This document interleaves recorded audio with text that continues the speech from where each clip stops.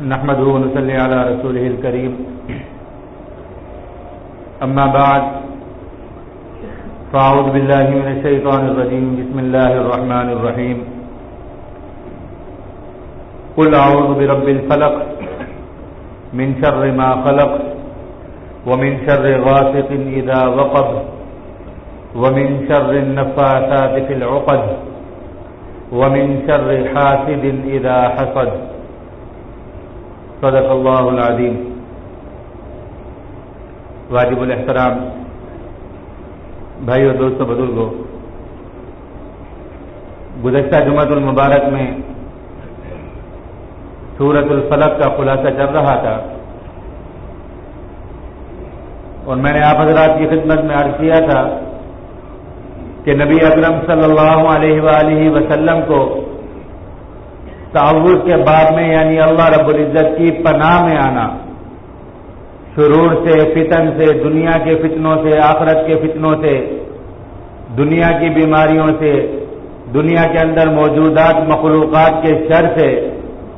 پناہ میں آنے کے بعد میں یہ دو صورتیں قرآن پاک کی جو آخری صورتیں ہیں، سورۃ الفلق اور سورۃ الناس، احادیث مبارکہ میں آتا ہے کہ تمام آسمانی کتب میں ان جیسا کوئی کلام موجود نہیں۔ اس باب میں اللہ رب العزت کی پناہ مانگنے کے لیے سب سے بہترین تعویذ یہی دو صورتیں ہیں۔ اور نبی اکرم صلی اللہ علیہ وآلہ وسلم پر جب یہودیوں نے سحر اور جادو کیا اور آپ صلی اللہ علیہ وآلہ وسلم شدید تکلیف میں مبتلا ہوئے، آپ صلی اللہ علیہ وآلہ وسلم کو بذریعہ وحی اطلاع کی گئی کہ آپ پر فلاں شخص لبید بن عاصم نے جادو کیا ہے اور وہ جادو کی اشیاء فلاں کنویں ذی اروان نامی کنویں کے اندر دفن کی گئی ہیں، تو آپ صلی اللہ علیہ وآلہ وسلم نے ان چیزوں کو نکالا اور حضرت جبرائیل امین علیہ السلام نے نبی اکرم صلی اللہ علیہ وآلہ وسلم کو اللہ رب العزت کی طرف سے سورۃ الناس اور سورۃ الفلق یہ دو صورتیں لا کر دی بطور علاج کے، اور آپ صلی اللہ علیہ وآلہ وسلم نے ان کو اختیار فرمایا تو آپ صلی اللہ علیہ وآلہ وسلم کی تکلیف ختم ہو گئی۔ تو یہ دونوں صورتیں بہت بڑا نسخہ ہے اللہ رب العزت کی پناہ میں آنے کا۔ قل اعوذ برب الفلق، فرما دیجئے اے نبی اکرم صلی اللہ علیہ وآلہ وسلم، اعوذ، میں پناہ میں آتا ہوں برب الفلق، اس رب کی پناہ میں، الفلق سے جو رب صبح کو پیدا کرنے والا ہے، جو رب رات کی تاریکی کو پھاڑ کر ختم کر کے اس میں سے صبح کو نکالنے والا ہے، روشنی کا مالک ہے۔ میں نے عرض کیا تھا آپ حضرات کی خدمت میں کہ روشنی وجود والی چیز ہے اور اندھیرا عدم ہے، اسی طریقے سے ہر خیر جو ہے وہ وجود کے ساتھ ہوتی ہے۔ تو جب دن کا اجالا ہوتا ہے تو اللہ رب العزت کی طرف سے اس میں بہت ساری خیریں آ جاتی ہیں۔ وَجَعَلْنَا النَّهَارَ مَعَاشًا، اللہ رب العزت نے انسانوں کے لیے روزی روٹی کا ذریعہ بھی دن کے اجالے کو بنایا کہ دن کے اجالے میں اپنا رزق کماؤ، اپنا معاش کماؤ، اور رات کی تاریکی کو اللہ رب العزت نے وَجَعَلْنَا اللَّيْلَ سُبَاتًا، اللہ رب العزت نے رات کی تاریکی کو سونے کے لیے اور آرام کا ذریعہ بنایا کہ اپنے گھروں کے اندر آرام کرو، اس کو لباس بنا دیا اس کو اللہ رب العزت نے۔ تو رات کی تاریکی میں بڑے بڑے فتنے نکل کر آتے ہیں، چور ڈاکو لٹیرے دنیاوی فتنے بھی نکلتے ہیں، اسی طریقے سے موذی قسم کے جانور وہ بھی رات کی تاریکیوں میں نکلتے ہیں، سانپ، بچھو، اسی طریقے سے شیاطین اور جنات وغیرہ، ان کی نقل و حرکت بھی رات کو بہت زیادہ ہوتی ہے، افراتفری کے عالم میں ہوتے ہیں، انسانوں کو نقصان پہنچاتے ہیں، انسانوں کے معاملات میں مداخلت کرتے ہیں، انسانوں کو شر پہنچانے کی کوشش کرتے ہیں۔ اس لیے یہ آیت قل اعوذ برب الفلق کہ میں پناہ میں آتا ہوں اللہ رب العزت کی، وہ رب کے جو فلک کا مالک ہے، جو دن کا مالک ہے، جو اجالے کو پیدا کرنے والا ہے، میں اس رب کی پناہ میں آتا ہوں۔ تو اس صورت میں اللہ رب العزت کی ایک صفت کو بیان کیا گیا، رب الفلق، کہ اللہ رب العزت دن کے مالک ہیں، دن کو پیدا فرمانے والے ہیں۔ بعض لوگوں نے فلک کا مطلب خلق سے بھی کیا ہے، یعنی اللہ رب العزت جو کہ رب ہے مخلوق کے، تمام مخلوق کے مالک ہیں، تمام مخلوق کے رب ہیں، میں ان کی پناہ میں آتا ہوں۔ کس چیز سے ان کی پناہ میں آتا ہوں؟ قل اعوذ برب الفلق من شر ما خلق، ہر اس شر سے ما خلق، اس چیز کے شر سے جس کو اس نے پیدا فرمایا۔ اللہ رب العزت کی مخلوقات میں جتنے بھی شر کی چیزیں ہیں اور ان مخلوقات کے ساتھ جتنی شر کی چیزیں وابستہ ہیں، میں ان سے اللہ رب العزت کی پناہ میں آتا ہوں۔ تو انسان اللہ رب العزت کی پناہ میں آ گیا، انسان اللہ رب العزت کی حفاظت میں آ گیا، تو اب اللہ رب العزت کی حفاظت میں جب آ گیا تو اب انسان کا کوئی چیز بھی کچھ نہیں بگاڑ سکتی۔ من شر ما خلق، ہر اس شر سے، ہر اس چیز کے شر سے، ما خلق، جس کو آپ نے پیدا فرمایا ہے، اس کی حفاظت میں آتا ہوں۔ اور انسان کے لیے میں نے عرض کیا تھا کہ شر کی چیزیں بہت زیادہ ہیں، ہر خیر کے ساتھ شر لگا ہوا ہے۔ انسان کا ایمان ہے، اس کے ساتھ شر لگا ہوا ہے کہ کہیں نفاق نہ پیدا ہو جائے، کہیں دل کے اندر کفر پیدا نہ ہو جائے۔ انسان نیک اعمال کرتا ہے، اس کے ساتھ شر لگا ہوا ہے، کہیں ریاکاری نہ بن جائے، کہیں یہ اعمال جو ہے وہ گلے کا توق نہ بن جائے، کہیں یہ اعمال دنیا کو دکھانے والے اور آخرت کے اندر وبال بننے والے نہ بن جائے۔ تو ہر چیز کے ساتھ شر لگا ہوا ہے، اور انسان کو فرمایا گیا کہ انسان اپنے اعمال کی اور اپنے آپ کی حفاظت کر، ان شرور سے اپنے آپ کو بچا کر رکھ، اس لیے کہ یہ چیزیں لگی ہوئی ہیں۔ جیسا کہ انسان اپنی کھیتی باڑی کو مختلف قسم کے کیڑوں سے، مکوڑوں سے، مختلف بیماریوں سے بچانے کے لیے مختلف قسم کے اقدامات کرتا ہے، ایسے ہی انسان کو اپنا اعمال، اپنا ایمان، ان چیزوں کی کھیتی کو بچانے کے لیے اللہ رب العزت کی پناہ مانگنی چاہیے۔ اور اللہ رب العزت کی پناہ میں آنے کا بہترین نسخہ یہ دو صورتیں ہیں معوذتین جن کو کہا جاتا ہے، سورۃ الفلق اور سورۃ الناس۔ من شر ما خلق، ہر اس شر سے، ما خلق، اس چیز کے شر سے، ما خلق، جس کو آپ نے پیدا کیا۔ ومن شر غاسق اذا وقب، اور شر سے،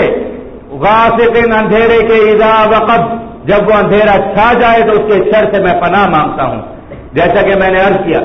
کہ جب اندھیرا چھا جاتا ہے، جب رات کی تاریکی ہوتی ہے تو بہت بڑے بڑے فتنے انسانوں کے لیے نکلتے ہیں،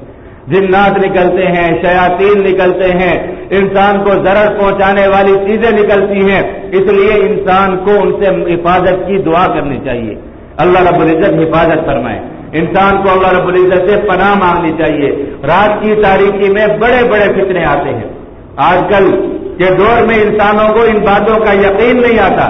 کہ کون سے فتنے ہوں گے، کون سے جنات ہوں گے، کون سے شیاطین ہوں گے،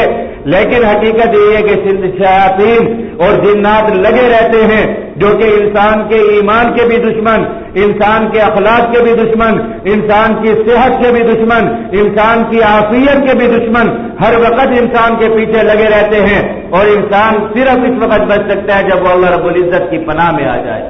اللہ رب العزت کی حفاظت میں آ جائے۔ اس لیے کہا جاتا ہے کہ انسانوں کو زیادہ تر پاک حالت میں رہنا چاہیے، وضو کی حالت میں رہنا چاہیے۔ ناپاکی کی حالت میں یہ چیزیں زیادہ انسانوں پر حملہ آور ہوتی ہیں، زیادہ انسانوں کو ستاتی ہیں، زیادہ انسانوں کو تکلیف کے اندر مبتلا کرتی ہیں۔ اگر انسان وضو کی حالت کے اندر ہو، انسان پاکی کی حالت میں ہو، تو انسان پر ان چیزوں کے منفی اثرات نہیں پڑتے۔ من شر غاسق اذا وقب، اور میں پناہ میں آتا ہوں من شر، ہر اس شر سے، غاسق، اندھیرے کے، اذا وقب، جب وہ اندھیرا چھا جائے، جب تیز اندھیرا ہو جائے، جب بالکل گھپ اندھیرا ہو جائے، اس میں جو فتنے اور شر آتے ہیں میں ان کی پناہ میں آتا ہوں۔ برب الفلق، اللہ رب العزت کی پناہ میں جو رب فلق ہے، جو صبح کا مالک ہے، جو دن کا مالک ہے، جو روشنی کا مالک ہے، اس کی پناہ میں آتا ہوں۔ ومن شر النفاثات فی العقد، اور میں اللہ رب العزت کی پناہ میں آتا ہوں من شر، اس چیز کے شر سے، اس چیز کی برائی سے، نفاثاتی،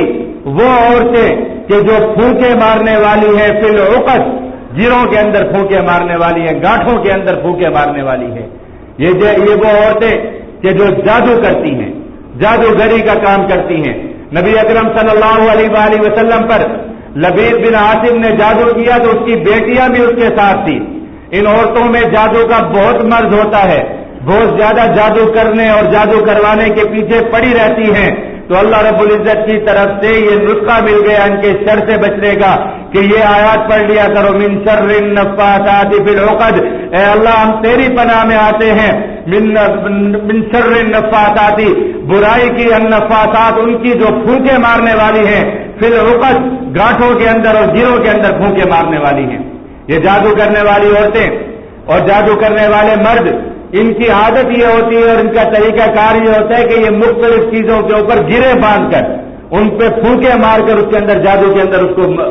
مبتلا کرتی ہیں یا جادو میں اس کو باندھتی ہیں، گرے باندھ دیتی ہیں، گاٹھیں باندھ دیتی ہیں. جیسا کہ میں نے وہ روایت عرض کی تھی کہ نبی اکرم صلی اللہ علیہ وآلہ وسلم پر جو یہودیوں نے جادو کیا وہ آپ صلی اللہ علیہ وآلہ وسلم کے منہ مبارک، آپ صلی اللہ علیہ وآلہ وسلم کے بال مبارک کو لپیٹ کر اس کو گیٹیں لگائی ہوئی تھی، اس کو گرے لگائی ہوئی تھی اور وہ 11 گرے لگی ہوئی تھی اور آپ صلی اللہ علیہ وآلہ وسلم نے ہر گرہ کو کھولا اور اس پر ان صورتوں کی ایک ایک آیت تلاوت فرماتے گئے اور وہ جادو ختم ہو گیا. تو یہ وہ عورتیں جو جادو کرتی ہیں ان کے شر سے حفاظت کی دعا ہے،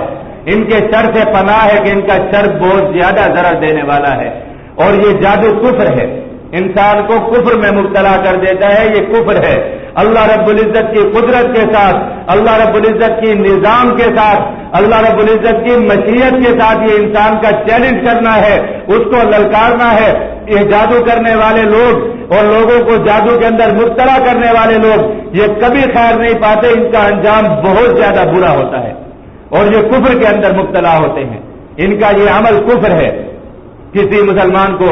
ستانے کے لیے اس کو جادو میں مبتلا کرنا، اللہ رب العزت معاف فرمائے، آج کل لوگوں کے پاس سب سے بڑا ہتھیار یہی کچھ ہے.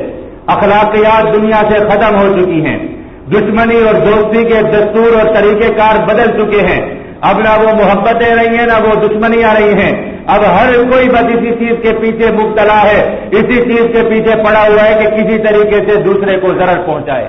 کسی طریقے سے دوسرے کا کام کاج روک دے، کسی طریقے سے دوسرے کو کسی تکلیف میں مبتلا کر دے. اور اس چیز کے لیے ہوشے کنڈوں کے طور پر یہ چیز استعمال کی جاتی ہے کہ مختلف طریقوں سے جادو کیا جاتا ہے. اور یہ جادو کرنے والی زیادہ تر عورتیں ہوتی ہیں اور ان کا طریقہ کار بھی یہی ہوتا ہے کہ مختلف چیزوں پر گریں باندھ دیں گی، کسی کے بال لے کر ان کو باندھ دیں گی، کسی کے ناخون لے کر اس کو باندھ دیں گی، کسی کا کوئی کپڑا اٹھا کر اس کو باندھ دیں گی اور کسی کے پتلے بنا کر اس میں سوئیاں لگا دیں گی. اس قسم کے ہوشے کنڈوں سے یہ انسانوں کو اور مسلمانوں کو تکلیف میں مبتلا کرتے ہیں، حالانکہ ان کو یہ پتہ نہیں ہوتا کہ یہ خود کفر میں مبتلا ہو گئے ہیں، ایمان اور اسلام سے اپنا ہاتھ دھو بیٹھے ہیں یہ لوگ. تو اس سے بچنے کا نسخہ فرمایا، من شر النفاثات فی العقد، اور برائی سے ان عورتوں کی کہ جو پھونکے مارنے والی ہیں، فی العقد گاٹھوں میں اور گروں میں پھونکے مار کر جادو کرتی ہیں. حرام ہے یہ جادو کرنا، کسی کے لیے بھی جائز نہیں ہے کہ وہ کسی پر جادو کرے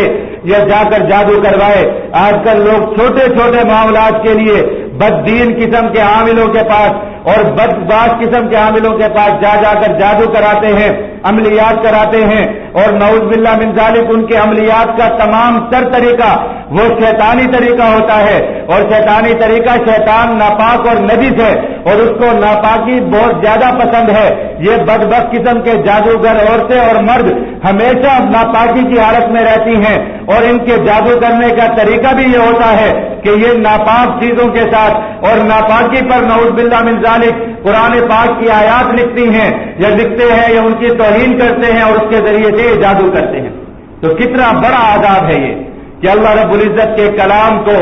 اللہ رب العزت کے اسم گرامی کو، اللہ رب العزت کے نام نامی کو ناپاکی کے ساتھ لکھنا، ناپاکی کی حالت میں لکھنا، ناپاک چیزوں پر لکھنا، اور پھر اس لیے لکھنا تاکہ کسی انسان کو ضرر پہنچے، کسی انسان کو نقصان پہنچے. اس بات کا تصور کوئی وہ شخص کہ جس میں تھوڑی سی انسانیت موجود ہو وہ نہیں کر سکتا. لیکن انسان کے دماغ پر، انسان کے دل پر، انسان کے آنکھوں پر جب پٹی بن جاتی ہے تو پھر اس کو کچھ نظر نہیں آتا. وہ سب کچھ کرتا ہے کہ جو اس کی عقل سے بھی ماورا ہوتا ہے، جو اس کی فطرت کے بھی خلاف ہوتا ہے. یہ انسان جانوروں سے بھی بدتر بن جاتا ہے. تو یہ عورتیں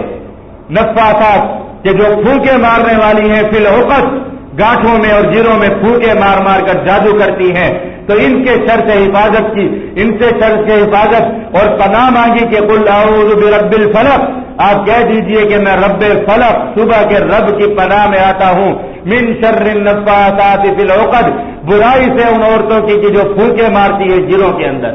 گاٹھوں پہ پھونکے مار مار کر جو جادو کرتی ہیں، ان کے شر سے میں حفاظت میں آتا ہوں. اس لیے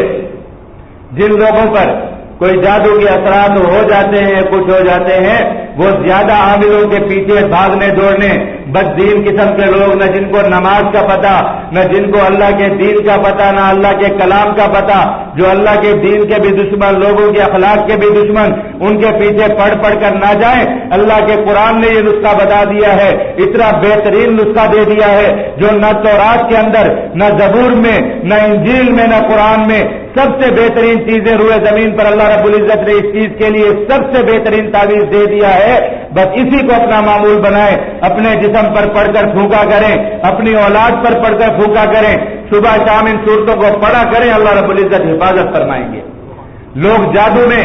جادو کے وہم میں بھی بہت زیادہ پڑ جاتے ہیں کہ جی فلاں نے جادو کر دیا، اب چھینک آ گئی تو جادو ہو گیا، اب دکان پر تھوڑے سے گاہک کم آ گئے تو جادو ہو گیا، اب سر میں درد بڑھ گیا تو جادو ہو گیا، اب تھوڑے سے چکر آ گئے تو جادو ہو گیا۔ فوراً بھاگے بھاگے عاملوں کے پاس جاتے ہیں، بد دین قسم کے عاملوں کے پاس، نہ جن کا کوئی اخلاق، نہ جن کا کوئی کردار، نہ جن کو کسی شریعت کا پتہ، وہ لوگ اپنے جال میں پھنسا کر الٹے جادو کر کر کے اپنا گاہک بنانے کے لیے جادو کرتے ہیں تاکہ یہ ہمارے پاس پھنسے رہیں، ہمیں نظر اور نذرانے دیتے رہیں، ہم پر چڑھاتے رہیں، ہم سے دعائیں منگواتے رہیں۔ وہ اور زیادہ پھنسا لیتے ہیں، پھر پھنساتے تھوڑی سی کانوں کے اندر باتیں پھونکنا شروع کر دیتے ہیں کہ بھائی تم پر تو تمہارے بھائی نے جادو کر دیا، کسی کو کہیں گے تم پر تمہاری بیوی نے جادو کر دیا، کسی کو کہیں گے کہ تمہارے گھر کے اندر بندہ موجود ہے، میں تمہیں اس کا نام نہیں بتاتا، کسی سے کہے گا کہ کوئی تمہارے گھر میں موجود ہے جس کی شکل بس تمہارے ساتھ ملتی ہے، میں نام نہیں بتا سکتا۔ اس قسم کے وہموں میں مبتلا کر کے پورے کے پورے خاندانوں کو اجاڑ دیتے ہیں، پورے کے پورے گھرانوں کو اجاڑ دیتے ہیں، آپس میں لڑائیاں کروا دیتے ہیں۔ اب بھائی بھائی سے بچتا پھر رہا ہے، بیوی شوہر سے بچتی پھر رہی ہے، بہن بھائی سے بچتا پھر رہا ہے، ماں باپ اولاد سے بچتے پھر رہے ہیں کہ جادو نہ ہو جائے، کوئی کسی سے کوئی چیز لے کر نہیں کھا رہا، کوئی اس سے ڈر رہا ہے، کوئی اس سے ڈر رہا ہے کہ فلاں نے مجھ پر جادو کر دیا۔ تو یہ ساری کی ساری شرارتیں ان عاملوں کی ہیں جو جاہل قسم کے عامل ہیں، جو صرف جو ہے وہ معاشی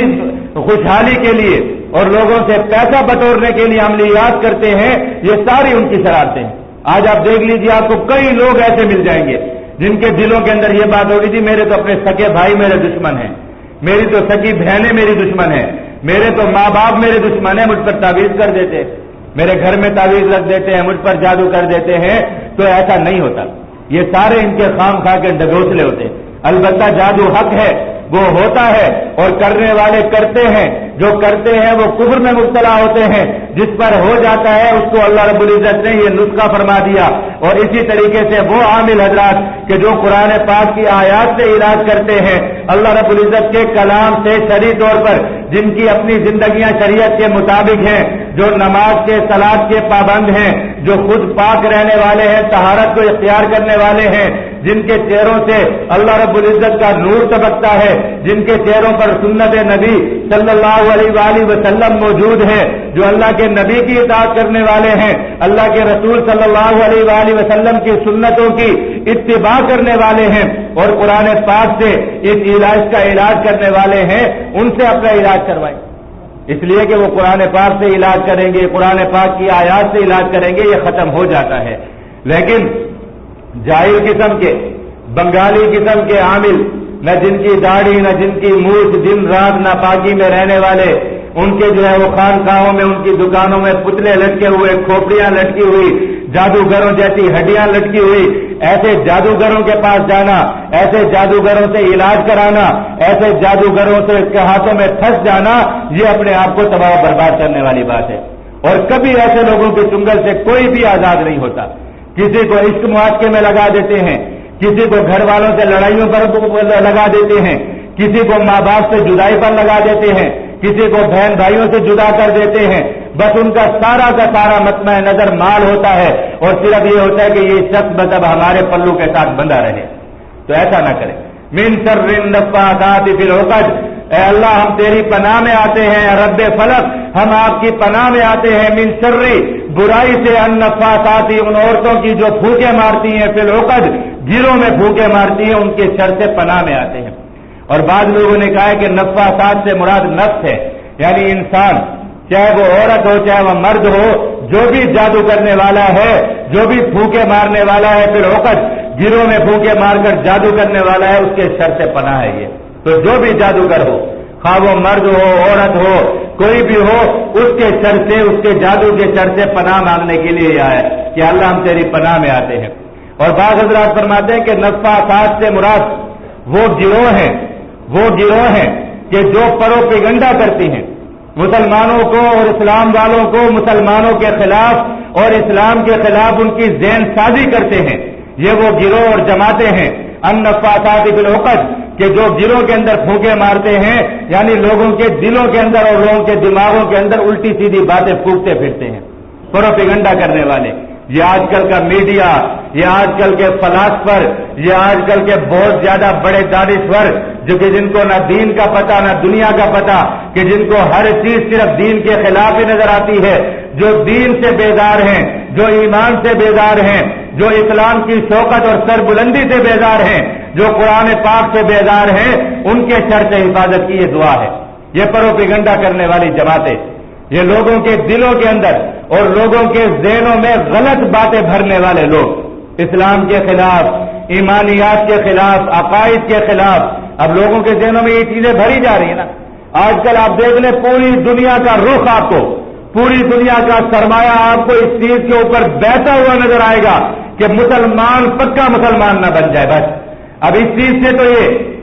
چیز سے یہ لوگ مایوس ہو گئے کہ مسلمان کو کافر کر سکتے ہیں۔ اس چیز سے یہ بہت حد تک مایوس ہو چکے ہیں کہ مسلمان کوئی بھی کافر نہیں ہوتا، وہ اپنے اسلام پر قائم رہتا ہے۔ اور مسلمانوں کی آبادیاں دنیا میں بڑھتی جا رہی ہیں، مسلمان پھیلتے چلے جا رہے ہیں، اسلام پھیلتا چلا جا رہا ہے۔ تو اس چیز سے تو یہ مایوس ہو گئے ہیں کہ مسلمانوں کو کافر کر لیں، تو اب یہ اس چیز کے پیچھے پڑ گئے ہیں کہ مسلمانوں کو مسلمان نہ رہنے دیں، کافر نہیں بھی بنتے تو یہ اسلام کے نہ رہیں، یہ ایمان کے نہ رہیں، یہ مسلمان نہ رہیں۔ اس لیے دن رات اسی چیز کے اوپر لگے رہیں گے کہ یہ داڑھی کس لیے، یہ ٹوپی کس لیے، یہ مسجد کس لیے، یہ نماز کس لیے، یہ مصلی کس لیے، یہ اللہ کا ذکر کس لیے، یہ اللہ کا کلام کس لیے، یہ سود خوری سے بچنے کی باتیں کس لیے، یہ پردے کی باتیں کس لیے، یہ حیا کی باتیں کس لیے۔ ہر چیز کو، کسی چیز کو یہ آزادی کے خلاف ہے، کسی چیز کو یہ کہ معاشرے کے خلاف ہے، کسی چیز کو یہ کہ یہ عادت کے خلاف ہے، کسی چیز کو یہ کہ یہ عقل کے خلاف ہے۔ بس ہر دینی چیز کے پیچھے یہ پڑے ہوئے ہیں۔ بھائی تمہیں کیا تکلیف ہوتی ہے؟ اب قربانی کا موقع آئے گا، کتنے لوگ کھڑے ہو جائیں گے، اخباروں میں، ٹی ویوں میں، ہر طرف یہ کالم لکھے جا رہے ہوں گے، بڑے بڑے دانشور بیٹھے ہوں گے اور اس چیز کے اوپر لگے ہوں گے کہ یہ قربانی مسلمان کیوں کرتے ہیں، اس قربانی کا کیا فائدہ ہے، اتنے لاکھوں جانور ذبح کیے جائیں گے، اتنا خون بہے گا، اس خون کی وجہ سے دنیا کے اندر اتنا تعفن پھیلے گا، اتنی بیماریاں پھیلیں گی، اتنا گوشت کٹے گا، وہ اس گوشت کی وجہ سے اتنا نقصان ہو جائے گا، اتنے جانور دنیا سے کم ہو جائیں گے، اور اتنا جو سرمایہ لگے گا، اس سرمایہ کے ساتھ دنیا سے مہنگائی ختم ہو سکتی ہے، اس سرمایہ کے ساتھ دنیا سے جہالت ختم ہو سکتی ہے، اس سرمایہ کے ساتھ دنیا سے ایڈز ختم ہو سکتی ہے، اس جو ہے وہ چیز کے ساتھ دنیا سے پولیو ختم ہو سکتا ہے، اس پیسے کے ساتھ دنیا سے فلاں چیز ختم ہو جاتی ہے۔ ہر چیز کا علاج اب ان کو صرف قربانی نظر آئے گا کہ مسلمان قربانی چھوڑ دیں۔ پورا سال یہ ایڈز کہاں گیا، پورا سال یہ جہالت کہاں گئی، پورا سال تم لوگوں کی ہڈیوں سے جو ہے وہ ہڈیوں سے گودا میں توڑتے رہے، پورا سال لوگوں کا خون چوستے رہے، پورا سال تم دنیا کی معیشت پر قابض رہے، تم نے دنیا کو سود میں مبتلا کیا، تم نے دنیا کو مہنگائی میں مبتلا کیا، تم نے دنیا کی مارکیٹوں کے اندر مناپلی کر کے مسلمانوں کی معیشت کو دھکا دیا، تم نے مسلمانوں کے جو ہے معدنیات کے اوپر قبضے کیے، تم نے دنیا کے ملکوں پر قبضے کیے، کوئی بات کسی کو نظر نہیں آئے گی، اب صرف رہ جائے گا تو یہی کہ مسلمان قربانی کیوں کر رہے ہیں۔ اگر یہ مسلمان قربانی نہ کریں تو ساری دنیا کے مسئلے حل ہو جائیں گے۔ اس وقت یاد نہیں آتا جب دنیا کی جو ہے وہ رگوں سے خون نچوڑ رہے ہوتے، پوری دنیا کی معیشت پر ان لوگوں نے قبضہ کیا، مسلمانوں کے ہاتھوں سے مال چھینا، اور یہ کافروں کی بہت بڑی سازش ہے۔ کافر دنیا کے اندر جو فتنے مبتلا کرتا ہے، جو فتنے برپا کرتا ہے، قرآن پاک کے روح سے اللہ کے قرآن نے فرمایا، اللہ کے نبی نے فرمایا کہ ایمان والو ان کافروں سے محتاط رہو اور ان کافروں کے خلاف لڑتے رہو تاکہ یہ تمہیں فتنوں میں مبتلا نہ کریں۔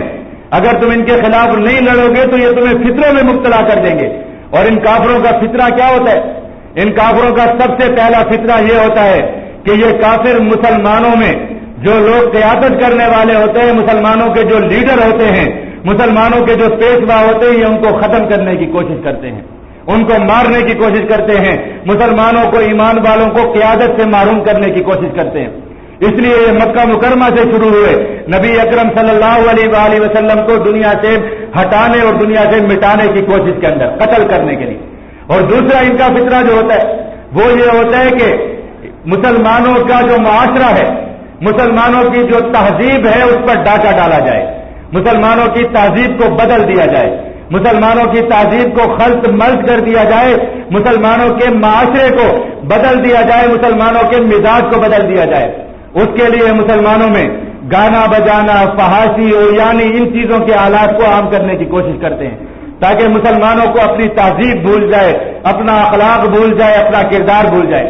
اس لیے آپ دیکھ لیجئے، یہ کوئی بات میں بیٹھا ہوا ہوا میں نہیں کر رہا، حقیقت یہی ہے۔ آج آپ دیکھ لیجئے، آپ کو دنیا کی مارکیٹوں میں ہر دن کمپیوٹر سستا ہوتا ہوا نظر آئے گا،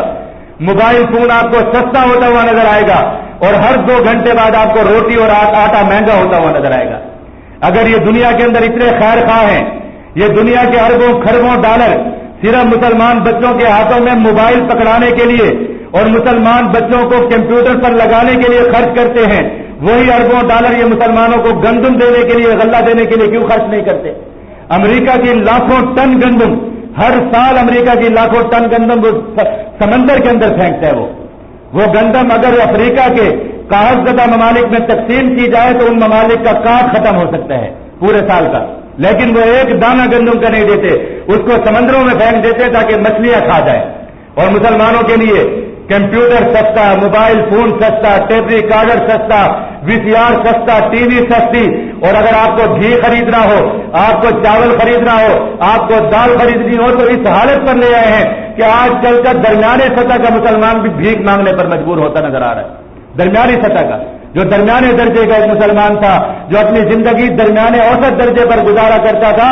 آج وہ بھیک مانگنے پر مجبور ہو رہا ہے۔ یہ ساری کیا چیزیں؟ یہ صرف مسلمانوں کی تہذیب کو بگاڑنے کی۔ اور تیسرا فتنہ جو ہوتا ہے ان کا وہ یہ ہوتا ہے کہ مسلمانوں کی معیشت پر قبضہ کرنے، کہ مسلمانوں کے پاس جو وسائل ہیں، مسلمانوں پر کے پاس جو قدرتی وسائل ہیں، ان وسائل پر قبضے کر لیے جائیں اور ان کے ہاتھوں میں صرف کاغذ پکڑا دیا جائے۔ مسلمانوں کی جب حکومتیں تھی دنیا میں، مسلمانوں کے پاس خلافتیں تھی تو مسلمانوں کے پاس زر و جواہرات تھے، مسلمانوں کے پاس سونا چاندی تھا، مسلمانوں کے پاس قدرتی وسائل تھے، مسلمانوں کے پاس زمینیں تھی، مسلمانوں کے پاس جائیدادیں تھی، مسلمانوں کے پاس بڑے بڑے ذخائر تھے بیت المال کے۔ انہوں نے سب کچھ چھین کر مسلمانوں کو صرف ایک کریڈٹ کارڈ کے اوپر لے آئے ہیں۔ آج مسلمانوں کے جتنے ممالک ہیں، خواہ وہ عربوں کی دولت ہو، خواہ وہ پٹرول کی دولت ہو، خواہ وہ کسی اور یورپ کے مسلمانوں کی دولت ہو، وہ ساری کی ساری دولت سونا چاندی کی صورت میں نہیں ہے، صرف کاغذ کے نوٹ ہیں یا پلاسٹک کے کریڈٹ کارڈ باقی رہ گئے کہ جس کو کسی دن بھی ختم کیا جا سکے، اس کا کوئی آگے پیچھے بدل ہی نہیں ہے اس کا۔ مسلمانوں کے ہاتھوں سے وسائل چھین لیے۔ تو یہ النفاثات فی العقد، یہ وہ لوگ ہیں جو مسلمانوں کو بگاڑتے ہیں، مسلمانوں کے ذہنوں کو بگاڑتے ہیں، مسلمانوں کے دلوں کو بگاڑتے ہیں۔ آ کر کوٹ پینٹ پہن کر بیٹھ جائیں گے، ٹی وی پر بیٹھ جائیں گے، مسلمانوں کے سامنے بیٹھے ہوں گے اور وہ دلیلیں دے رہے ہوں گے کہ دیکھو، اعداد و شمار بتا رہے ہوں گے انٹرنیٹ کے اوپر، جو ہے وہ بٹن دبا دبا کر کیلکولیٹر کے اوپر جو ہے وہ حساب کتاب کر کے اتنے بکرے ذبح ہو گئے، اتنی گائے ذبح ہو گئی، ان بکروں کے ساتھ اتنی غربت ختم ہو سکتی تھی، اتنے بچوں کی تعلیم کا بندوبست ہو سکتا تھا، فلاں چیزیں ہو سکتی تھی۔ یہ ساری چیزیں تمہیں عبادات کے اندر نظر آئیں گی، ساری چیزیں تمہیں مسجد کے اندر نظر آئیں گی، ساری چیزیں تمہیں مسلمان کی نماز میں نظر آئیں گی۔ تمہیں اور جگہ پر کہیں پر غربت کا نہ علاج نظر آتا ہے، نہ جہالت کا علاج نظر آتا ہے۔ کوئی جا کر ان سے کہہ دے کہ اپنے دنیا کی فوجیں ختم کر کے مسلمانوں کو پڑھانا شروع کر دو، دنیا کے اندر سے ایٹم بم ختم کر کے دنیا میں جہالت کے خلاف جو ہے وہ جنگ کرو، جہالت ختم کرو۔ افغانستان اور عراق کی جنگ کا روزانہ کا خرچہ کئی بلین ڈالر ہے۔ کوئی ان سے کہے تم جنگ بندیاں وہاں پر کر لو اور روزانہ $1 بلین جو دنیا کے اندر بھوکے افراد ہیں، غریب افراد ہیں، ان کے اندر تقسیم کرو، کبھی نہیں کریں گے۔ سوال ہی پیدا نہیں ہوتا کہ ایک بوٹی کوڑی بھی تقسیم کر دیں، خام خواہ کی باتیں کرتے ہیں اور ہمارے لوگ سنتے ہیں، بڑے اچھے طریقے سنتے، کہتے ہیں ہاں بات تو ٹھیک کہہ رہے جی، اگر ایک بکرا ذبح نہ کرتے 8,000 روپے کا بکرا، وہ 8,000 روپے ایک بچے کو دیتے، وہ 1,000 روپے مہینے میں خرچ کرتا، پڑھتا، پورا سال اس بچے کی تعلیم کا خرچہ ہو سکتا تھا۔ کیوں کرتے ہو؟ اللہ رب العزت نے فرما دیا، اللہ رب العزت اس کائنات کے مالک ہیں، اللہ رب العزت اس کائنات کے خالق ہیں. خدا کی قسم تم بکرے کی گردن پر چھری پھیرتے ہو. اللہ رب العزت تمہاری زندگی سے اتنی بڑی بڑی آفتوں کو دور کر سکتے ہیں کہ جن کو تم لاکھوں روپے خرچ کر بھی اپنے آپ سے دور نہیں کر سکتے. تمہیں کیا پتا اس خون کے بہنے سے کیا ہوتا ہے, اور تمہیں کیا پتا کہ اللہ رب العزت کی اطاعت کے اندر کیا ہوتا ہے. مسلمانوں کو تو چاہیے کہ ایسے بدبختوں کو یہ کہہ دیں کہ ظالموں تم کہتے ہو کہ بکرے ذبح نہ کرو, خدا کی قسم ہمارا رب ہمیں حکم کرتا ہے کہ اپنے بچے ذبح کرو, تو ہم اپنے بچوں کی گردن پر چھری چلا دیں. ہم تو تم بکروں کی باتیں کرتے ہو. ہم تو اپنے رب کو اتنے ماننے والے ہیں کہ ہمارا رب ہمیں اپنے بیٹا ذبح کرنے کو کہے, ہم خوشی سے اپنا ایک نہیں 3 بیٹے ذبح کر دیں گے. اللہ کو ماننے والے ہیں, ہم مسلمان ہیں. تو النفاثات فی العقد, اس کی تشریح بعض لوگوں نے یہ کی کہ یہ جو پروپیگنڈا کرنے والے لوگ ہیں, حج کا موقع آئے گا لوگ لکھنا شروع کر دیں گے کہ جی اتنے حاجی کیوں جا رہے ہیں, اتنے حاجی کیوں جا رہے ہیں, 3 لاکھ روپے 4 لاکھ روپے ایک بندہ خرچ کر کے جا رہا ہے, اتنا وہاں پر رش صرف شیطان کو پتھر مارنے کے لیے, صرف اس کام کے لیے. ہر چیز ہر عبادت کے پیچھے پڑے رہیں گے. تو یاد رکھ لیجیے کہ جو کسی عبادت کے پیچھے پڑا ہو, جو اللہ رب العزت کے کسی قانون کے پیچھے پڑا ہو, سمجھ جائیں کہ یہ النفاثات فی العقد, یہ شرارتی لوگوں میں سے ہے, یہ شیطانوں میں سے ہے جو ایمان والوں کے دلوں اور دماغوں پر غلط قسم کی پھونکے مار رہا ہے, غلط قسم کی باتیں پھونک رہا ہے. ومن شر النفاثات فی العقد ومن شر حاسد اذا حسد. اور اے اللہ, اے رب فلک, ہم پناہ میں آتے ہیں آپ کی, من شر حاسد اذا حسد, برائی سے اس شخص کی, حاسد جو حسد کرنے والا ہے, اذا حسد, جب وہ حسد کرے. حسد کرنے والے حاسد کی برائی سے آپ کی پناہ میں آتا ہوں. یہ حسد بہت بری چیز ہے اور یہ انسانوں میں پائی جاتی ہے. ہر انسان میں حسد کا مادہ پایا جاتا ہے, لیکن ہر انسان میں حسد کا مادہ پایا تو جاتا ہے, لیکن وہ انسان برا ہے کہ جو حسد کرنے والا ہو. اصل یہ ہے کہ انسان میں حسد کا مادہ پایا جاتا ہے, وہ اس کو دبا کر رکھے, اس پر کنٹرول کرے, اس کا علاج کرے, اس سے بچے. اس لیے اس میں فرمایا کہ من شر حاسد, کہ میں پناہ میں آتا ہوں برائی سے حاسد کی, اذا حسد, جب وہ حسد کرنے پر تل جائے. جب انسان حسد کرنے پر آ جائے تو اس سے بہت بڑی بڑی شرارتیں ہو جاتی ہیں, وہ حسد کے اندر بڑے بڑے فطروں میں مبتلا ہو جاتا ہے. یہ حسد ایسی بیماری ہے کہ جو کائنات کے اندر سب سے پہلا بڑا گناہ ہونے کا سبب بھی یہی حسد بنا, کہ جب حابیل قتل ہوا قابیل کے ہاتھوں سے تو اسی حسد کی وجہ سے قتل ہوا. اپنے بھائی نے اپنے بھائی کو قتل کیا اسی حسد کی وجہ سے. اور یہ حسد حرام ہے. حسد کہتے ہیں کہ کسی شخص میں کوئی خوبی دیکھ کر, دنیا کی یا دین کی کوئی خوبی دیکھ کر انسان کے دل میں یہ بات آ جائے کہ یہ خوبی یا یہ خیر یا یہ چیز اس کو کیوں ملی ہے, اس کے پاس سے ختم ہو جائے اور مجھے مل جائے.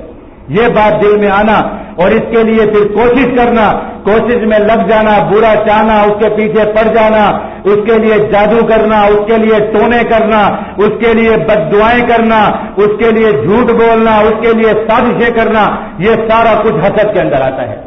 دل میں کوئی آ گئی, کسی کے پاس دیکھا کہ اس نے کوئی اچھی گاڑی رکھی ہوئی ہے, اس کا مکان اچھا ہے, اللہ رب العزت نے اس کو کوئی نعمت دی ہے, اللہ رب العزت نے اس کو کوئی دین کی نعمت دی ہے کہ اس کے پاس علم ہے, اچھا نمازی ہے, پرہیزگار ہے, تقوی والا ہے, تو دل میں یہ بات آ جاتی کہ اس کو کیوں مل گئی یہ چیز,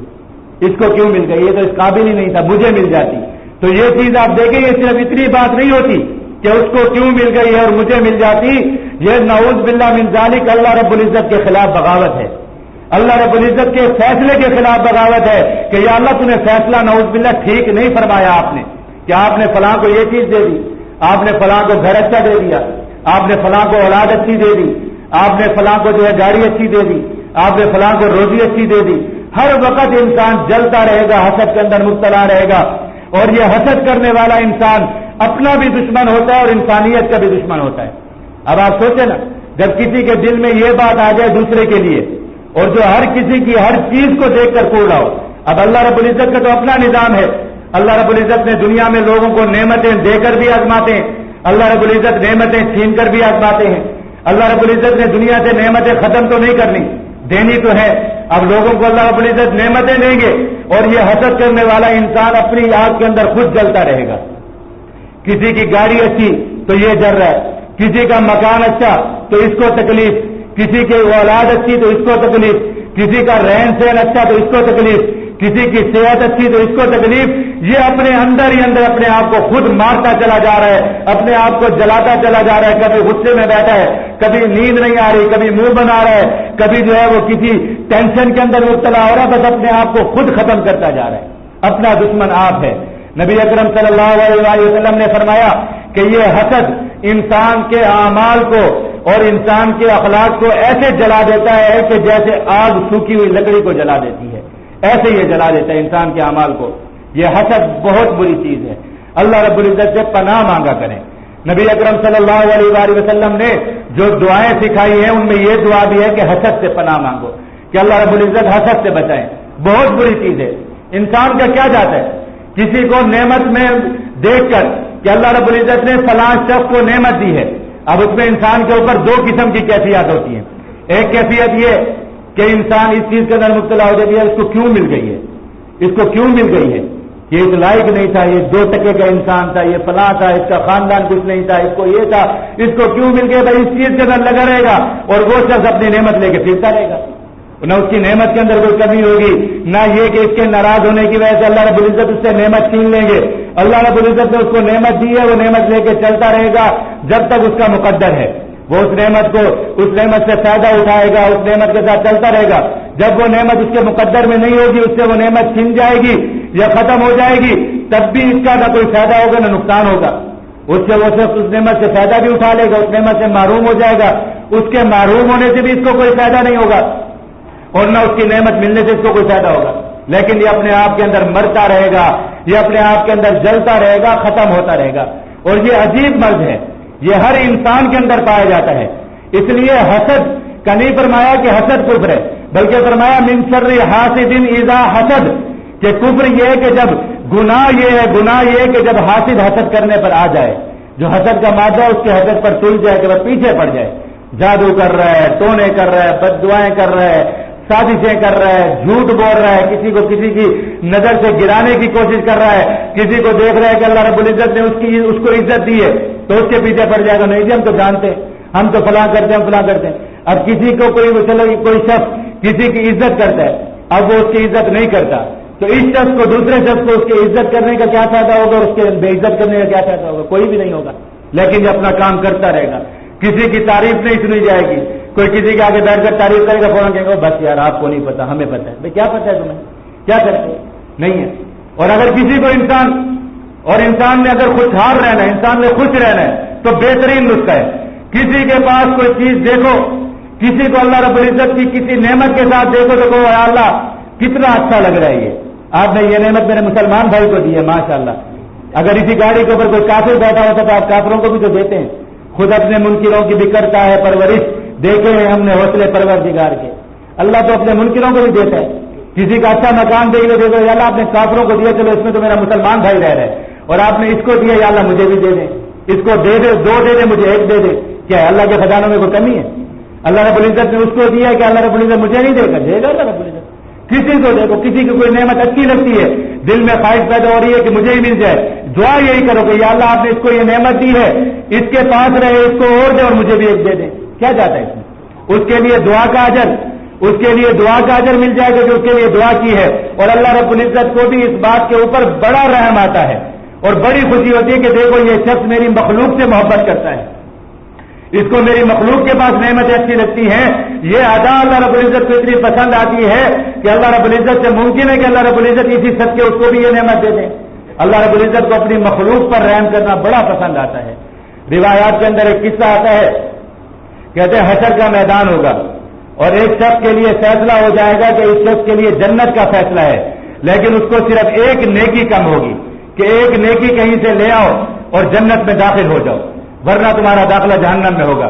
اب وہ شخص میدان حشر کے اندر بھاگتا پھرے گا،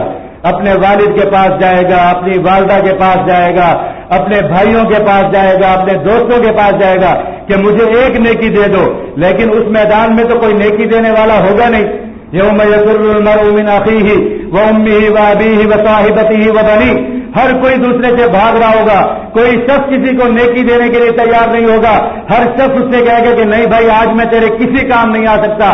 یہ شخص بالکل مایوس ہو کر جب لوٹے گا تو ایک شخص کو دیکھے گا کہ وہ بیٹھا ہوا ہوگا اور وہ اس سے پوچھے گا کہ کیوں پریشان پھر رہے ہو؟ تو وہ کہے گا کہ میں اس لیے پریشان پھر رہا ہوں کہ میرے لیے جنت کا فیصلہ ہو چکا ہے، لیکن مجھے اس کے لیے ایک نیکی کی ضرورت ہے۔ تو یہ جو شخص بیٹھا ہوگا یہ اس سے کہے گا کہ میرے لیے جہنم کا فیصلہ ہو چکا ہے، لیکن میرے پاس ایک نیکی ہے، چلو تو میری وجہ سے جنت میں چلا جا، یہ نیکی لے جا اور اللہ رب العزت کے حضور پیش کر کے تو جنت میں چلا جا۔ یہ شخص وہ نیکی لے کر اللہ کے حضور پیش ہوگا اور اللہ رب العزت سے کہے گا کہ یا اللہ میں نیکی لے کر آیا ہوں۔ اللہ رب العزت فرمائیں گے کہ یہ نیکی تجھے کس نے دی؟ وہ کہے گا کہ یا اللہ ایسا شخص تھا کہ جس کے پاس تمام برائیاں تھی اور اس کے لیے آپ نے جہنم کا فیصلہ فرما دیا ہے، اس کے پاس صرف ایک نیکی تھی، اس نے مجھے اس لیے دے دی تاکہ میں جنت میں داخل ہو جاؤں۔ اللہ رب العزت فرمائیں گے کہ اس شخص کو اس سے پہلے جنت میں لے جاؤ، اس لیے کہ میری مخلوق پر رحم کرنے والا ہے۔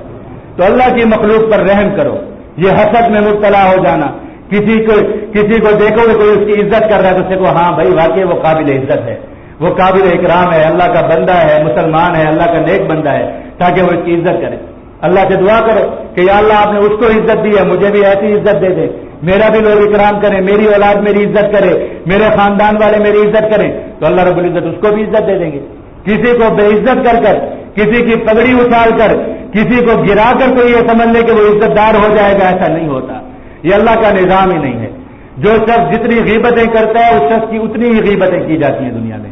جو شخص جتنی برائیاں کرتا ہے اس کی دنیا میں اتنی ہی برائیاں کی جاتی ہیں۔ آج کل جو بڑے فر بول رہے ہوتے ہیں اور بڑے جو ہے وہ زبانیں دراز کر کے باتیں کرتے ہیں، ہم جو حق بات کہتے ہیں، ہم سچ بات کہتے ہیں، ہماری زبان میں ہڈی نہیں ہے، ہم ہر بات کر جاتے ہیں، ہم تو ہر کسی کے بارے میں ٹھیک بات کر جاتے ہیں۔ ایسے لوگوں کے بارے میں آپ دیکھیں ان کی اولاد ان کو بیٹھی ہوئی گالیاں دے رہی ہوتی ہے، یہ گھر سے بیوی سے گالیاں سن کر ہی باہر آتے ہیں اور باہر آ کر لوگوں کو گالیاں دے رہے ہوتے ہیں۔ تو جو جتنا کسی کو ذلیل اور رسوا کرنے کی کوشش کرتا ہے وہ اتنا ہی رسوا ہوتا ہے، جو جس کا جتنا عزت و اکرام کرتا ہے اللہ رب العزت اس کو اتنا ہی عزت و اکرام دیتے ہیں دنیا کے اندر۔ یہ اللہ کا نظام ہے۔ تو من شر حاسد اذا حسد، اے اللہ میں پناہ میں آتا ہوں آپ کی من شر برائی سے، حاسد کی اذا حسد، جب وہ حسد کرنے لگ جائے۔ تو حاسد کے حسد سے بچنا چاہیے اور ہر انسان کو حسد سے بھی بچنا چاہیے کہ وہ کسی سے حسد نہ کرے۔ تو یہ سورہ فلق بھی پوری ہو گئی۔ اگلی سورت ہے قل اعوذ برب الناس، سورہ ناس، یہ بھی سورت مدنی سورت ہے، اور جیسا میں نے آپ سے عرض کیا تھا کہ یہ دونوں صورتیں نبی اکرم صلی اللہ علیہ وآلہ وسلم کو بطور تعویذ کے ملی اور اکٹھی نازل ہوئی اور مدینہ المنورہ میں نازل ہوئی، اس لیے مدنی صورت ہے۔ اور یہ سورہ ناس قرآن پاک کی آخری صورت ہے اور یہ 6 آیات 20 الفاظ اور 79 حروف پر مشتمل مدینہ المنورہ میں نازل ہونے والی صورت ہے، اور اس میں بھی وہی تعوذ کا بیان ہے، اللہ رب العزت سے پناہ ہے، لیکن اس میں اللہ رب العزت کی 3 صفات کو بیان کیا گیا ہے۔ سورت فلق میں اللہ رب العزت کی ایک صفت کو بیان کیا گیا تھا اور 3 چیزوں سے پناہ مانگی گئی تھی، اور اس سورت میں اللہ رب العزت کی 3 صفات کو بیان کیا گیا ہے اور ایک چیز سے پناہ مانگی گئی ہے۔ سورت الفلق میں جن چیزوں سے پناہ مانگی گئی تھی وہ چیزیں تھیں کہ جن کا شر انسان کو دنیا میں پہنچتا ہے، جن کی برائی انسان کو دنیاوی معاملات میں پہنچتی ہے۔ حاسد کا شر انسان کو دنیا کے معاملات میں پہنچتا ہے، اسی طریقے سے جادوگروں کا شر انسان کو دنیا کے معاملات میں پہنچتا ہے۔ رات کے اندھیروں میں جو مصیبتیں آتی ہیں ان کی شرارت بھی انسان کو دنیا میں نقصان پہنچاتی ہے، کوئی سانپ ہے، کوئی بچھو ہے، کوئی چور ہے، کوئی ڈاکو ہے جو رات کی تاریکیوں میں انسانوں کو ستاتے ہیں، تو یہ انسان کے دنیاوی نقصانات دیتے ہیں انسان کو۔ تو ان چیزوں کا بیان تھا کہ جو دنیاوی چیزیں ہیں، دنیاوی شر سے حفاظت تھی، اور اس صورت میں اس شر سے حفاظت ہے کہ جو شر انسان کے دین کو لاحق ہوتا ہے، جو شر انسان کے دین کو خراب کرتا ہے، وہ برائی جو انسان کے دین کو بگاڑتی ہے اس سے پناہ مانگی گئی ہے۔ اور جہاں پر اللہ رب العزت کی 3 صفات کو ذکر کیا گیا اور ایک برائی سے پناہ مانگی گئی، اس لیے کہ دین کی برائی جو ہے وہ انسان کے لیے بہت بڑی وبال ہوتی ہے۔ دنیاوی برائی سے انسان سنبھل جاتا ہے، دنیاوی شر کا ازالہ ہو جاتا ہے، لیکن اگر انسان کا دین برباد ہو جائے، انسان کا ایمان برباد ہو جائے، انسان کے اعمال برباد ہو جائے تو اس کا کوئی ازالہ نہیں ہو سکتا، انسان برباد ہو جاتا ہے، پھر انسان کی آخرت خراب ہو جاتی ہے۔ اس لیے اس صورت میں اللہ رب العزت کی 3 صفات کو بیان فرما کر ایک فتنے اور شر سے حفاظت کی دعا کی گئی۔ قل، آپ فرما دیجیے اعوذ، میں پناہ میں آتا ہوں برب الناس، رب کی جو کہ لوگوں کا رب ہے، اس رب کی پناہ میں آتا ہوں۔ اس میں اللہ رب العزت کی صفت ربوبیت کو بیان کیا گیا کہ اللہ رب العزت لوگوں کے رب ہیں، لوگوں کو پالنے والے ہیں، لوگوں کو پیدا کرنے والے ہیں۔ قل اعوذ برب الناس ملک الناس وہ رب اور وہ ذات ملک الناس جو لوگوں کے بادشاہ ہیں،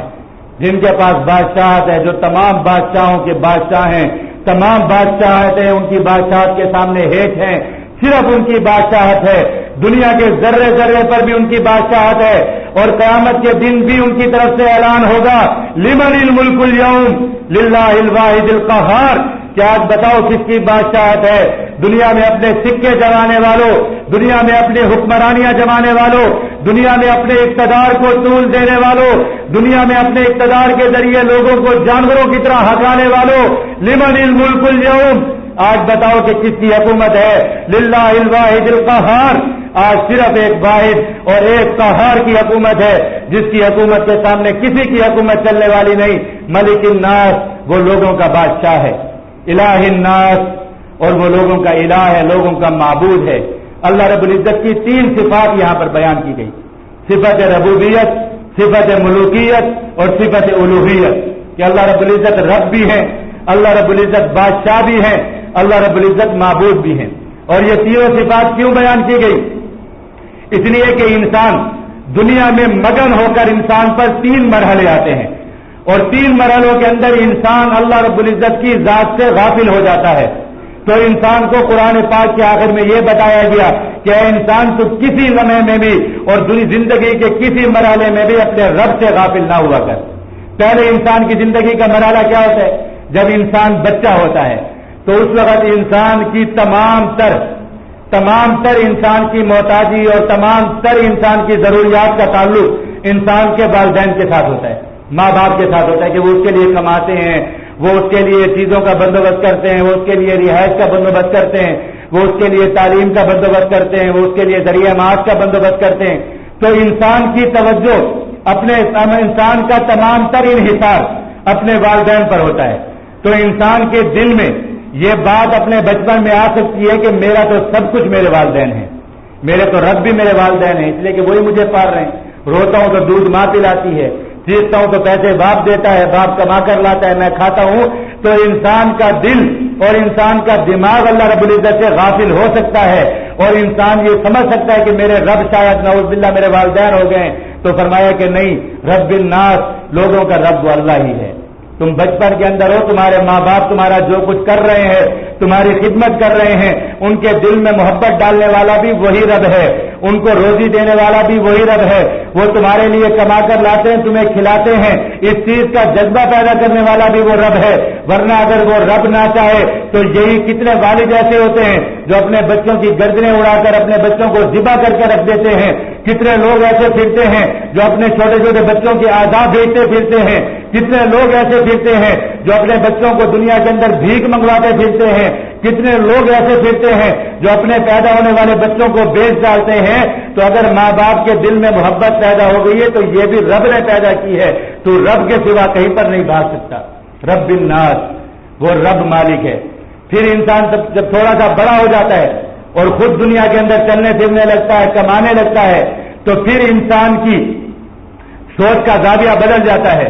اور انسان کی زندگی کا محور وہ لوگ بن جاتے ہیں کہ جو صاحب اقتدار ہیں، بادشاہ ہیں، جن کو اللہ رب العزت نے اقتدار دیا ہے۔ اب انسان سمجھتا ہے کہ بس اب اگر مجھے زندہ رہنا ہے تو مجھے حکومت والوں کے ساتھ بنا کر رکھنی پڑے گی، حکومتی اہلکاروں کے ساتھ بنا کر رکھنی پڑے گی، اس لیے کہ بادشاہ وقت جو کچھ چاہتا ہے وہ کرتا ہے، اگر اس کے ساتھ بگاڑوں گا تو روزی کون دے گا؟ وہ میری روزی بند کر سکتا ہے، وہ مجھے بند کر سکتا ہے، وہ میرا کاروبار بند کر سکتا ہے، اس کی اجازت کے بغیر میں کچھ خرید نہیں سکتا، اس کی اجازت کے بغیر میں کچھ بنا نہیں سکتا، میں مکان بنوانا چاہوں تو مجھے بادشاہوں سے اجازت لینی پڑے گی، میں کاروبار کرنا چاہوں تو مجھے بادشاہوں سے اجازت لینی پڑے گی۔ تو انسان کا دل و دماغ حکومت اور بادشاہت کی طرف چلا جاتا ہے، اور انسان رب کو بھول جاتا ہے۔ تو فرمایا ملک الناس، انسان ان بادشاہوں کے سامنے جا کر اصل مالک کو مت بھول۔ ملک الناس وہ لوگوں کا بادشاہ اوپر بیٹھا ہوا ہے، جس نے ان کو چھوٹی چھوٹی بادشاہتیں دے دی ہیں، جس نے ان کو چھوٹی چھوٹی سلطنتیں دے دی ہیں، ان کو آزمانے کے لیے کہ یہ دنیا کے اندر کرتے کیا ہیں، ان کو تھوڑے سے اختیارات دے دیے اللہ رب العزت نے، باقی ملک الناس وہ لوگوں کا بادشاہ وہی ہے۔ تو انسان اس مرحلے سے بھی گزر جاتا ہے، اس مرحلے سے بھی انسان گزر جاتا ہے کہ بادشاہوں سے جو ہے وہ چلا جاتا ہے، اور آگے چل کر انسان کے لیے مرحلہ کیا آ جاتا ہے کہ انسان کو خود اقتدار مل جاتا ہے۔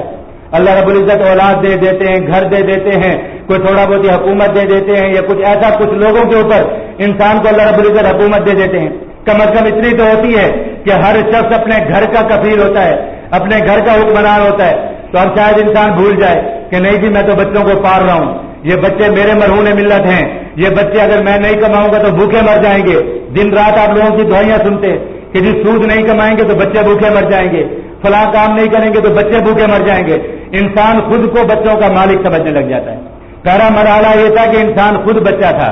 اب آخری مرحلہ یہ آ گیا کہ انسان کے بچے ہو گئے. اب انسان ان بچوں کا مالک سمجھنا شروع ہو گیا خود کو, ان بچوں کا معبود سمجھنا شروع ہو گیا خود کو, کہ میں ان کو کھلا پلا رہا ہوں, یہ میری وجہ سے کھا پی رہے ہیں, میں ان کے لیے کما رہا ہوں تو یہ پڑھ رہے ہیں, میں نہ ہوتا تو یہ مر جاتے, میں نہ ہوتا تو ان کو روزی کون دیتے. حالانکہ اللہ رب العزت دیتا ہے روزی. تو اللہ نے فرمایا, کیا فرمایا, الہ الناس, لوگوں اپنے معبود کو مت بھولو, اپنے آپ کو یہ معبود مت سمجھو, اپنی عبادت کا شوق دل میں پیدا مت کرو. الہ الناس, وہ رب ہے, وہ مالک ہے, وہ الہ ہے, وہ معبود ہے. تو یہ تین مرحلے انسان کی زندگی کے, اور یہاں پر اللہ رب العزت کی تین صفات بیان ہو گئی. قل, فرما دیجئے, اعوذ برب الناس, میں پناہ میں آتا ہوں برب الناس, لوگوں کے رب کی, ملک الناس, جو بادشاہ ہے لوگوں کا, الہ الناس, اور جو لوگوں کا اور تمام مخلوقات کا الہ ہے, معبود ہے. کس چیز سے پناہ میں آتا ہوں؟ من شر الوسواس الخناس, من شر, برائی سے, وسواس, وسواس جو وسوسے ہیں, الخناس, وسوسے ڈالنے والے, الخناس, وہ جو وسوسے ڈال کر چھپ جاتے ہیں, جو وسوسے ڈال کر چھپ جاتے ہیں, وہ خناس, ان کی برائی سے میں آپ کی پناہ میں آتا ہوں. تو یہ جو فتنہ ہے, یہ جو شر ہے, یہ وسوسے کا شر, جو انسان کے دل میں مختلف قسم کے وسوسے پیدا ہوتے ہیں, ان سے اللہ رب العزت کی پناہ مانگی. انسان کے دل میں بہت وسوسے آتے ہیں دین کے خلاف, کہ انسان کے دل میں آتا ہے کہ بس یار نماز پڑھوں گا تو کیا ہوگا, دکان بند کر کے جاؤں گا, اتنی دیر دکان بند رہے گی تو اتنا نقصان ہو جائے گا, اگر سود نہیں کھاؤں گا تو ایسا ہو جائے گا, اگر فلاں کام نہیں کروں گا تو ویسا ہو جائے گا. تو یہ شیطان انسان کے دل میں وسوسے ڈالتا رہتا ہے, الخناس,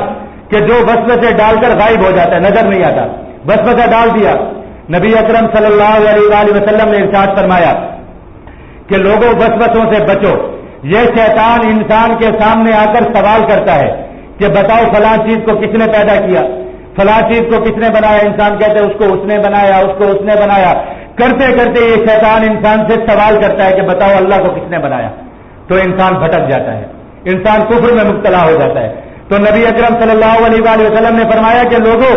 جب شیطان تم سے یہ سوال کرے, یعنی تمہارے دل میں یہ سوال پیدا ہو, تمہارے دماغ میں یہ سوال پیدا ہو, تو بس رک جاؤ اور اپنی بائیں جانب تھوک کر اس شیطان کو مسترد کر دو, اس شیطان کو بھگا دو, اپنی بائیں جانب تھوک دو اور اس کو بھگا دو, اور پڑھو اللہ احد اللہ الصمد لم یلد ولم یولد ولم یکن لہ کفوا احد. فوراً یہ پڑھو اور اس شیطان کو بھگا دو اپنی بائیں جانب تھوک کر, اس وسوسے کے اندر نہ پڑھو. یہ شیطان وسوسے ڈالتا ہے انسان کو, اور خصوصاً انسان کے دین کو بگاڑنے کے لیے وسوسے ڈالتا ہے. دینی چیزوں کے اندر, ہر دینی چیز کے اوپر اعتراض, ذہن کے اندر خلیج, ہر چیز کی حکمت ڈھونڈنے کی وجہ, حکمت تلاش کرنے کے پیچھے لگا دینا, جی فلاں چیز میں کیا حکمت ہوگی, فلاں چیز میں کیا حکمت ہوگی, قربانی میں کیا حکمت ہوگی, حج میں کیا حکمت ہوگی, نماز میں کیا حکمت ہوگی, حرام سے بچنے میں کیا حکمت ہوگی, حرام کھا لیا تو اس میں کیا ہوگا. تو ان چیزوں سے بچو, بچو. یہ وسوسے انسان کو کفر تک پہنچا دیتے ہیں, اور یہ وسوسے انسانوں کے دلوں میں اور انسانوں کے دماغوں میں انسان بھی ڈالتے ہیں اور شیاطین بھی ڈالتے ہیں, شیطان بھی ڈالتے ہیں. قرآن پاک اٹھا کر دیکھیں, جگہ جگہ پر انسانوں کو اسی چیز کی تاکید کی گئی کہ اس شیطان کے شر سے بچو, ان فتنوں سے بچو. اس لیے کہ یا بنی آدم لا یفتننکم الشیطان کما اخرج ابویکم من الجنہ, اے بنی آدم بچو اس شیطان سے, یہ شیطان کہ جس نے تمہارے ماں باپ کو جنت سے نکال دیا تھا, اس شیطان سے بچو. یہ تمہارے ذہنوں میں, تمہارے دلوں میں وسوسے ڈالتا ہے, اس وسوسے کے اندر نہ پڑو, اور اس وسوسے سے بچنے کے لیے یہی سورت تلاوت کیا کرو, اللہ کی پناہ میں آیا کرو. من شر الوسواس الخناس, اور اس برائی سے, الوسواس جو وسوسے کی برائی ہے, الخناس ایسا وسوسہ اور ایسا وسوسہ ڈالنے والا, الخناس کے جو چھپ جاتا ہے. حضرت انس رضی اللہ تعالیٰ عنہ کی روایت ہے, نبی اکرم صلی اللہ علیہ وآلہ وسلم نے فرمایا کہ انسان کے دل پر شیطان ہر وقت اپنی سونڈ رکھتا ہے, اور اگر وہ انسان اس دل کو اللہ کے ذکر میں مبتلا کر دے, اللہ کے ذکر میں مشغول کر دے تو یہ شیطان بھاگ جاتا ہے، چھپ جاتا ہے، اور اگر انسان اللہ کے ذکر سے غافل ہو جائے تو یہ شیطان اس شخص کے دل کو لقمہ بنا لیتا ہے اور اس شخص کے دل پر قبضہ کر لیتا ہے اور پھر اس شخص کے دل پر مسلط ہو جاتا ہے. پھر نہ انسان کو عبادت کا مزہ آتا ہے، نہ انسان کو اللہ کی اطاعت کا مزہ آتا ہے، نہ نماز کا مزہ آتا ہے، کسی چیز کا انسان کو لطف نہیں آتا اور انسان آہستہ آہستہ گمراہ ہو جاتا ہے. وَكَذَلِكَ جَعَلْنَا لِكُلِّ نَبِيٍّ عَدُوًّا، اللہ ہم نے بنایا ہر نبی کے لیے دشمن بنایا ہے، مِنَ الشَّيَاطِينِ، ان شیطانوں میں سے. یہ شیطان انبیاء کرام علیہ الصلوۃ والسلام کے دشمن، یہ شیطان انسانوں کے دشمن ہیں. یہ شیاطین اور یہ شیطانوں کے جو پیدا کیے ہوئے، یہ شیطانوں کے راہ پر لگائے ہوئے جو لوگ انسانوں کے اندر پھرتے ہیں، یہ انسانوں کے پیچھے پڑے رہتے ہیں تاکہ انسانوں کو جنت کے راستے سے ہٹا دیں. تو اس صورت میں ان سے پناہ مانگی گئی. الذی یوسوس فی صدور الناس، یہ وہ لوگ ہیں، وہ شیاطین ہیں اور وہ جن ہیں یا وہ بندے ہیں، یوسوس فی صدور الناس، کہ جو وسوسے ڈالتے ہیں، فی صدور الناس، لوگوں کے سینوں میں وسوسے ڈالتے ہیں. اس کی تشریح میں نے پچھلی صورت میں بھی عرض کر دی. یہی پروپیگنڈا کرنے والے، یہی ٹی ویوں پر آ کر بڑے بڑے لیکچر دینے والے، یہی اخبارات میں بڑے بڑے کالم لکھنے والے، عبادات کے خلاف، مسلمانوں کے خلاف، مسلمانوں کے معاشرے کے خلاف، مسلمانوں کے اخلاق کے خلاف، مسلمانوں کے کردار کے خلاف، یہ وہ لوگ ہیں یوسوسو فی صدور الناس، جو وسوسے ڈالتے ہیں لوگوں کے سینوں کے اندر، لوگوں کو بیچاروں کو دین سے بدزن کرتے ہیں کہ مسلمان بن جاؤ گے تو کیا ہوگا، داڑھی ٹوپی پہن لو گے تو کیا ہوگا، مسجد کے مصلی بن جاؤ گے تو کیا ہوگا، لوگ تمہیں بھوکا مار دیں گے، لوگ تمہیں جاہل کہیں گے، لوگ تمہیں دنیا کے اندر عزت نہیں کریں گے، لوگ تمہیں سلوٹ نہیں ماریں گے، لوگ تمہیں پروٹوکول نہیں دیں گے، لوگ فلاں نہیں کریں گے. لعنت ہے ایسے لوگوں پر. ان کو تم دنیا کے اندر دیکھو، دنیا کے اندر لوگوں کے آگے بھیک مانگتے پھرتے ہیں، یہ کچکول اٹھائے پھرتے ہیں، اپنی مائیں بیٹیاں اپنی بہنیں جیبوں میں رکھ کر پھرتے ہیں ان کو بیچنے کے لیے. ایسے بدبخت لوگ، اور لوگوں کو یہ دنیا کے اندر سکھاتے ہیں کہ تم عزت کے راستے بتاتے ہیں. ان کی کیا عزت ہے؟ الذی یوسوس فی صدور الناس، یہ وہ لوگ ہیں یوسوس جو وسوسے ڈالتے ہیں فی صدور الناس، لوگوں کے سینوں میں، لوگوں کے دماغوں میں وسوسے ڈالتے ہیں. تو یہ تعوذ والی صورتیں تھیں، سورہ قل اعوذ برب الناس اور قل اعوذ برب الفلق. اور احادیث کے ابواب میں نبی اکرم صلی اللہ علیہ وآلہ وسلم نے کثرت سے تعوذ کیا ہے، پناہ مانگی ہے چیزوں سے، فتنوں سے، شر سے، ایک ایک چیز کا نام لے کر. آج ہم اللہ رب العزت سے دعا مانگتے ہوئے بھی شرماتے ہیں کہ ہم تو نیک بندے ہیں جی، ہم کون سا کوئی حسد کرتے ہیں کہ ہم اللہ سے کہیں یا اللہ میں حسد سے بچا، ہم کون سے کافر ہیں کہ ہم اللہ سے کہیں کہ یا اللہ میں کفر سے بچا. نعوذ باللہ من ذالک. انسان کا ایمان ہر وقت خطرے میں ہے. انسان کے ایمان اور اعمال کے پیچھے یہ شیاطین اور مردود ہاتھ دھو کر پڑے ہوئے ہیں، اور کب انسان کو کہاں کس وقت انسان کو پٹخ دے انسان کو پتہ نہیں چلتا. اس لیے انسان کو چاہیے کہ ہر وقت اللہ رب العزت سے پناہ مانگتا رہے. نبی اکرم صلی اللہ علیہ وآلہ وسلم نے بہت پناہ مانگی، شر سے پناہ مانگی، فتنوں سے پناہ مانگی، دجال سے پناہ مانگی، بڑی عمر سے پناہ مانگی، لوگوں کی آنکھوں میں رسوا ہونے سے پناہ مانگی، نفاق سے پناہ مانگی، شقاق سے پناہ مانگی، حسد سے پناہ مانگی، بغض سے پناہ مانگی، کینے سے پناہ مانگی، جھوٹ سے پناہ مانگی، غیبت سے پناہ مانگی، بدکاری سے پناہ مانگی، ہر چیز سے پناہ مانگی. حدیث کے ابواب کو اٹھا کر دیکھیں، سینکڑوں روایات ملتے ہیں. اس لیے انسان کو اللہ رب العزت سے پناہ مانگتے رہنا چاہیے کہ یا اللہ ہمیں اپنی پناہ میں رکھ. الذی یوسوس فی صدور الناس، وہ شیطان کہ جو وسوسہ ڈالتا ہے لوگوں کے ذہنوں میں، بدگمانی کا وسوسہ. وسوسے میں بدگمانی بھی شامل ہے کہ کسی کو جاتے ہوئے دیکھا تو پتہ نہیں یہ بھی چوری کرنے جا رہا ہوگا، کسی کو کسی کے ساتھ بیٹھے ہوئے دیکھا تو یار یہ کسی کے خلاف سازش کر رہا ہوگا، یہ میرے خلاف کوئی بات کر رہا ہوگا. تو ان وسوسوں کے اندر مبتلا رہنا یہ بھی انسان کو برائی میں مبتلا کر دیتے ہیں. نبی اکرم صلی اللہ علیہ وآلہ وسلم نے ایک مرتبہ اعتکاف میں تشریف فرما تھے، تو اعتکاف کے دوران نبی اکرم صلی اللہ علیہ وآلہ وسلم کی زوجہ محترمہ حضرت صفیہ رضی اللہ تعالیٰ عنہ تشریف لائی آپ صلی اللہ علیہ وآلہ وسلم کے پاس کھانا وغیرہ دینے کے لیے. تو جب وہ تشریف لائی تو آپ صلی اللہ علیہ وآلہ وسلم مسجد کے باہر تک ان کو چھوڑنے کے لیے تشریف لائے. خود مسجد میں سے ان کو باہر چھوڑنے کے لیے آئے تو دو صحابی سامنے سے گزر رہے تھے. انہوں نے جب آپ صلی اللہ علیہ وآلہ وسلم کو آتے دیکھا تو جلدی سے چلنے لگے. تو نبی اکرم صلی اللہ علیہ وآلہ وسلم نے ان سے ارشاد فرمایا کہ جلدی مت چلو، یہ میرے ساتھ جو خاتون ہے میری اپنی بیوی ہیں. تو ان صحابیوں نے کہا کہ یا رسول اللہ ہم نے تو آپ سے کوئی بدگمانی نہیں کی، نعوذ باللہ ہم تو آپ سے بدگمانی نہیں کر سکتے. تو نبی اکرم صلی اللہ علیہ وآلہ وسلم نے فرمایا کہ تم نے بدگمانی نہیں کی، لیکن یاد رکھو کہ یہ شیطان انسان کی رگوں میں ایسے دوڑتا ہے جیسے انسان کی رگوں میں خون دوڑتا ہے،